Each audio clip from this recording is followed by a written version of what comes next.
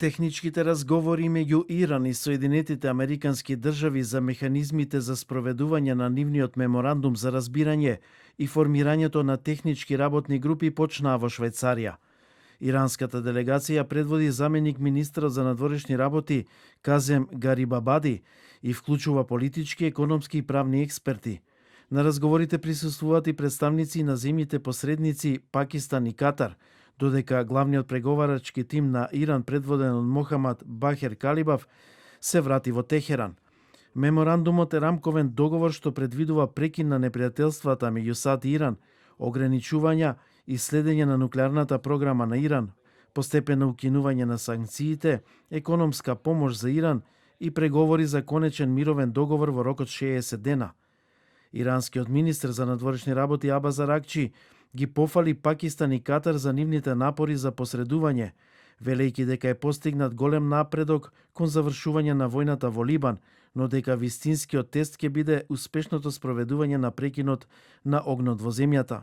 Неуморното посредување на Пакистан и Катар донесе заеднички напредок кон завршување на војната во Либан. Санкциите за извоз на нафта и петрохемикали се укинати, блокадата е укината. Некои замрзнати средства се ослободени и е започнат голем план за реконструкција и развој за Иран.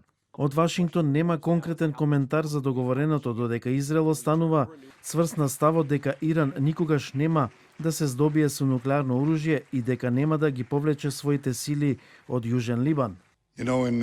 Без разлика што ќе се случува во разговорите, ви ветувам дека Иран, се додека сум премиер, никогаш нема да има нуклеарно оружје. Воспоставивме безбедносна зона во Либан и ќе одржуваме, се додека е потребно за да го заштитиме нашиот народ. Хезболах пак нагласи дека нема да прифати никаков договор за прекин на огнот што му дава на Израел слобода на дејствување во Либан. Светски аналитичари оценуваат дека постигнатиот напредок отвора простор за натамошен диалог и поголема регионална стабилност. На светските пазари цената на нафтата бележи пад поради сигналите за смирување на тензиите.